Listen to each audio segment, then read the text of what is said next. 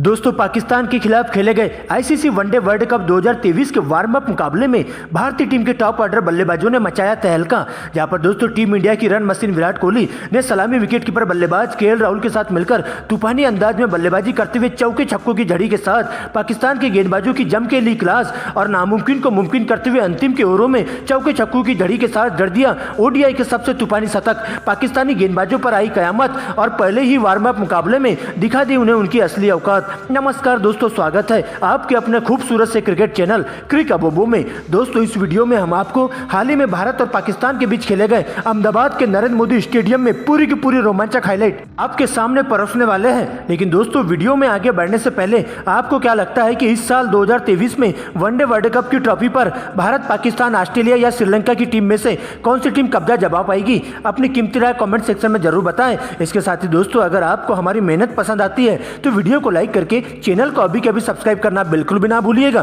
तो दोस्तों भारत और पाकिस्तान के बीच हाल ही में अहमदाबाद के नरेंद्र मोदी स्टेडियम में एक वार्म अप मुकाबला खेला गया। यहाँ पर दोस्तों टीम इंडिया की कमान रोहित शर्मा के कंधों पर सौंपी गई थी, तो वही दोस्तों पाकिस्तान के लिए बाबर आजम कप्तानी करते हुए देखे गए थे। दोस्तों इसके बाद दोपहर 1 बजे से मुकाबले में टॉस किया जाता है, सिक्का उछाला जाता है और सीधा बाबर आजम के पक्ष में जाकर गिरता है। जहां बाबर आजम टॉस जीतकर पहले बल्लेबाजी करने का फैसला करते हैं, तो वही दोस्तों टीम इंडिया के पक्ष में गेंदबाजी जाती है। दोस्तों इसके बाद पाकिस्तान के लिए पारी की शुरुआत करने के लिए टीम के दो धाकड़ ओपनर बल्लेबाज इमाम उलक और फकर जमान मैदान पर आते हैं। तो वे दोस्तों टीम इंडिया की ओर से पहले ओवर की गेंदबाजी मोहम्मद सिराज के कंधों पर सौंपी जाती है। जहां पर पहले ओवर की पहली गेंद उनके द्वारा 9 गेंद फेंकी जाती है और इस मिले जीवनदान का फायदा उठाते हुए इमाम उलक के द्वारा एक फ्लिक शॉट लगाते हुए गेंद को सीमा रेखा के बाहर 6 रनों के लिए भिजवा दिया जाता है। तो वे दोस्तों इसी ओवर की अंतिम गेंद पर एक और चौका उनके बल्ले से देखने को मिलता है और एक ओवर की समाप्ति पर पाकिस्तान का स्कोर 11 रनों तक पहुंच जाता है। दोस्तों इसके बाद दूसरे ओवर में जसप्रीत बुमराह गेंदबाजी करने आते हैं, जहां उनका सामना होता है फकर जमान से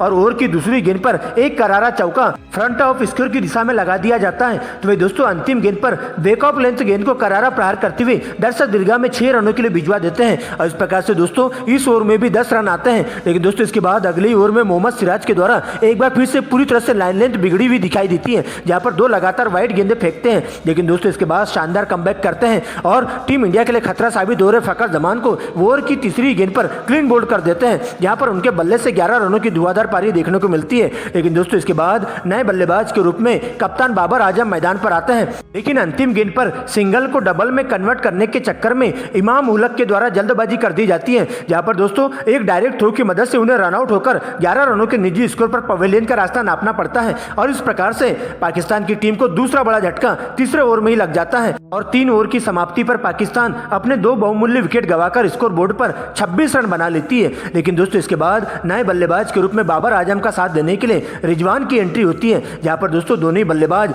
आगे के ओवरों से काफी संभल कर खेलते हुए दिखाई देते हैं और कछुए की चाल से सिंगल डबल के साथ रनों की बारिश करना चालू कर देते हैं और ठीक ठाक अच्छे खासे स्ट्राइक रेट को मेंटेन करते हुए लगातार स्ट्राइक को रोटेट करते हुए चलते हैं और देखते देखते दोनों ही बल्लेबाजों के बीच में 50 रनों की अटूट साझेदारी पूरी हो जाती है। जहां पर दोस्तों 10 ओवर की समाप्ति पर पाकिस्तान का स्कोर 2 विकेट के नुकसान पर स्कोर बोर्ड पर 56 रनों तक पहुंच जाता है। लेकिन दोस्तों इसके बाद 15वें ओवर में मोहम्मद रिजवान के बल्ले से एक फ्लिक शॉट और एक हुक शॉट देखने को मिलता है, जबकि दोस्तों 20वें ओवर में एक बार फिर से बाबर आजम का बल्ला जम के गरजता है और टीम इंडिया के तेज गेंदबाजों पर पूरी तरह से हावी होते हुए बैक ऑफ लेंथ गेंद पर करारा छक्का लगा देते हैं और इस प्रकार से बाबर आजम 45 गेंदों में अपना 50 पूरा कर लेते हैं। तो वही दोस्तों 22वें ओवर में मोहम्मद रिजवान भी 38 गेंदों में ही अपना 50 पूरी कर लेते हैं और इसके बाद दोनों बल्लेबाजों के द्वारा इसी अंदाज में बल्लेबाजी देखने को मिलती है और गेंद को मैदान के हर कोने में पहुंचाने का काम करते जाते हैं, जहां पर टीम इंडिया के तेज गेंदबाजों के साथ साथ स्पिन गेंदबाजों की जम के क्लास ली जाती है और उन्हें विकेट के लिए पूरी तरह से तरसा देते हैं और देखते देखते दोनों बल्लेबाजों के बीच में 100 रनों की अटूट साझेदारी पूरी हो जाती है। लेकिन इसके बाद दोनों बल्लेबाज अपने अपने गेयर बदलते हैं और 5वें गेयर में बल्लेबाजी करते हुए टीम इंडिया के तेज गेंदबाजों के साथ साथ स्पिन गेंदबाजों की जम के क्लास लेना शुरू कर देते हैं और हर ओवरों में चौके छक्कों की झड़ी लगाते हुए टीम इंडिया के गेंदबाजों की हालत पस्त करते हुए उनके ऊपर दबाव बनाना शुरू कर देते हैं, जहां पर दोनों बल्लेबाज अपने अपने शतक के काफी करीब पहुंच जाते हैं और 35 ओवर की समाप्ति पर पाकिस्तान का स्कोर 2 विकेट के नुकसान पर 230 रनों तक पहुंच जाता है। लेकिन दोस्तों इसके बाद इस साझेदारी को तोड़ने के लिए 36वें ओवर की गेंदबाजी करने जसप्रीत बुमराह आते हैं और पाकिस्तान के सबसे बड़े बल्लेबाज यानी कि बाबर आजम को क्लीन बोल्ड कर देते हैं, जहां पर दोस्तों तेज गति से फेंकी गई इंस्विंग गेंद टप्पा पड़ने के बाद अंदर की तरफ आती है और बाबर आजम के स्टंप को उखाड़ कर ले जाती है, जहां पर उनकी 82 रनों की धुआंधार पारी का अंत हो जाता है। लेकिन दोस्तों इसके बाद रिजवान का साथ देने के लिए नए बल्लेबाज सलमान आगा की एंट्री होती है और आते ही कुछ अच्छे शॉट्स लगाते हैं और अगले ही ओवर में 2 रिवर्स स्वीप लगाते हुए 2 चौके बटोर लेते हैं। लेकिन दोस्तों इसके बाद 38वें ओवर में चाइनामैन कुलदीप यादव के द्वारा अपनी फिरकी के माया जाल में फंसाते हुए रिजवान को कैच आउट करवा दिया जाता है, जहां पर दोस्तों बड़ा शॉट खेलने के चक्कर में रिजवान रनों के निजी स्कोर पर कैच आउट होकर पवेलियन का रास्ता नाप लेते हैं और इस प्रकार से उनकी धुआंधार पारी का अंत हो जाता है। लेकिन दोस्तों इसके बाद इफ्तिकार अहमद की एंट्री होती है, जहां पर दोस्तों आगा सलमान के साथ मिलकर जडेजा के एक ही ओवर में इफ्तिकार अहमद का बल्ला जम के गरजता है और आतिशी बल्लेबाजी करते हुए शुरुआत की 3 गेंदों पर 3 गगनचुंबी छक्के लगा देते हैं। लेकिन दोस्तों इसके बाद अंतिम गेंद पर एक और बड़ा शॉट खेलने के चक्कर में सीमा रेखा के पास सूर्य कुमार यादव के हाथों कैच आउट होकर पवेलियन का रास्ता नाप लेते हैं और इस प्रकार से इफ्तिकार अहमद की 18 रनों की धुआंधार पारी का अंत हो जाता है। लेकिन दोस्तों इसके बाद नए बल्लेबाज के रूप में सलमान का साथ देने के लिए शादाब खान की एंट्री होती है, जहां पर दोनों बल्लेबाज कुछ देर अच्छे शॉट्स लगाते हुए टीम के स्कोर को संभाल कर रखते हैं और कोई विकेट गंवाए बिना 45 ओवर की समाप्ति पर पाकिस्तान का स्कोर 5 विकेट के नुकसान पर 280 रनों तक पहुंच जाता है। लेकिन दोस्तों इसके बाद 48वें ओवर में एक बार फिर से शादाब खान का तूफान देखने को मिलता है, जहां पर आतिशी बल्लेबाजी करते हुए चौके छक्कों की झड़ी के साथ इस ओवर में 26 रन कूट देते हैं। लेकिन दोस्तों 49वें ओवर में एक बार फिर से चाइनामैन कुलदीप यादव के द्वारा तूफानी गेंदबाजी की जाती है, जहां पर दोस्तों इसी ओवर में 2 विकेट लेकर पाकिस्तान के बल्लेबाजों का पूरी तरह से बैकफुट पर ढकेल देते हैं। दोस्तों इसके बाद अंतिम ओवर में हार्दिक पांड्या के द्वारा तूफानी गेंदबाजी की जाती है, जहां पांड्या भी अपने इनस्विंग आउटस्विंग गेंदबाजी से बाकी के 3 बल्लेबाजों को आउट कर पाकिस्तान के बल्लेबाजों के परखच्चे उड़ाकर रख देते हैं और अंतिम ओवर की अंतिम 3 गेंदों पर हैट्रिक लेकर इतिहास रच देते हैं और इस प्रकार से पाकिस्तान की टीम पूरी की पूरी ऑल आउट हो जाती है, जहां पर 50 ओवर की समाप्ति पर पाकिस्तान का स्कोर 319 रनों तक पहुंच जाता है और इस मुकाबले में टीम इंडिया को जीत हासिल करने के लिए पूरे 320 रनों का टारगेट दे दिया जाता है। जहां पर दोस्तों टीम इंडिया की तरफ से घातक गेंदबाजी करते हुए हार्दिक पांड्या पाकिस्तान के 3 बल्लेबाजों को पवेलियन का रास्ता दिखाते हैं, जबकि दोस्तों मोहम्मद सिराज के खाते में सबसे ज्यादा 4 विकेट जाते हैं। वही दोस्तों कुलदीप यादव, सर जडेजा और जसप्रीत बुमराह के खाते में एक एक विकेट जाते हैं और इस प्रकार से पाकिस्तान की टीम ताश के पत्तों की तरह ढहती हुई चली जाती है और 319 रनों पर ही ऑल आउट हो जाती है। लेकिन दोस्तों इसके बाद 320 रनों के लक्ष्य का पीछा करने भारतीय पारी की तरफ से कप्तान रोहित शर्मा और शुभमन गिल मैदान पर आते हैं, जबकि दोस्तों पाकिस्तान के लिए पहले ओवर की गेंदबाजी करने के लिए शाहीन अफरीदी की एंट्री होती है, जहां उनका सामना होता है रोहित शर्मा से और पहले ही फ्रंट ऑफ स्कोर की दिशा में उनके बल्ले से एक चौका देखने को मिलता है, जबकि दोस्तों अंतिम गेंद पर कट शॉट लगाते हुए एक चौका बटोर लेते हैं और पहली ओवर में कुल मिलाकर 8 रन आते हैं। लेकिन दोस्तों इसके बाद दूसरे ओवर की गेंदबाजी करने के लिए हसन अली आते हैं, जहां उनका सामना होता है युवा विस्फोटक बल्लेबाज शुभमन गिल से, जहां पर दोस्तों पहली ही बैकअप लेंथ की गेंद पर करारा प्रहार करते हुए गेंद को दर्शक दीर्घा में 6 रनों के लिए भिजवा देते हैं। तो दोस्तों अगली शॉर्ट ऑफ लेंथ गेंद पर एक और करारा छक्का उनके बल्ले से देखने को मिलता है। वही दोस्तों अंतिम गेंद पर एक चौका शुभमन गिल के बल्ले से लगाया जाता है और इस प्रकार से एक ही ओवर में 18 रन हसन अली को कूट देते हैं। दोस्तों इसके बाद तीसरे ओवर से दोनों बल्लेबाज लगातार स्ट्राइक रोटेट करते हुए सिंगल डबल के साथ मौके का फायदा उठाते हुए अच्छी गेंदों को छोड़ते हुए खराब गेंदों पर चौका बटोरने का काम करते जाते हैं। पाकिस्तान के गेंदबाजों पर दबाव बनाना शुरू कर देते हैं और देखते ही देखते 10 ओवर के खेल में टीम इंडिया बिना विकेट गंवाए स्कोर बोर्ड पर 65 रन बना लेती है।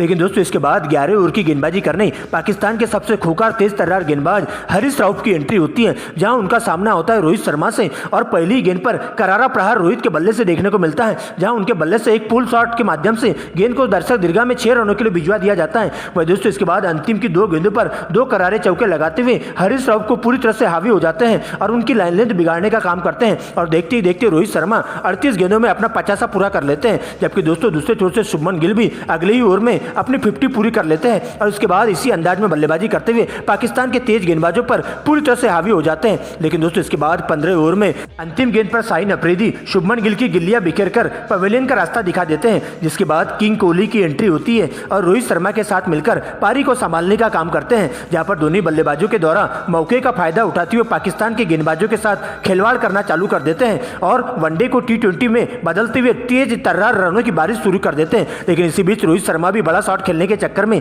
सीमा रेखा के पास 62 रनों के स्कोर पर कैच आउट हो जाते हैं और अब नए बल्लेबाज के रूप में सलामी विकेट कीपर बल्लेबाज KL राहुल मैदान पर आते हैं और विराट कोहली के साथ मिलकर कंधे से कंधा मिलाते हुए आगे के रनों की बारिश करना चालू कर देते हैं और देखते देखते 35वें ओवर में सबसे पहले विराट कोहली अपना 50 पूरा करते हैं, जबकि दोस्तों 36वें ओवर में KL राहुल भी तूफानी अंदाज में 2 छक्के और 2 चौकों के साथ 20 रन कूटते हुए इसी ओवर में अपना अर्धशतक पूरा कर लेते हैं। लेकिन दोस्तों इसके बाद दोनों बल्लेबाज 5वें गेयर में बल्लेबाजी करना चालू कर देते हैं, जहां पर पाकिस्तान के तेज गेंदबाजों को पूरी तरह से हावी होते हुए उन्हें त्राहिमाम करने के लिए परेशान कर देते हैं, जहां पर स्पिन गेंदबाजों के साथ साथ तेज गेंदबाजों पर पूरी तरह से दबाव बनाते हुए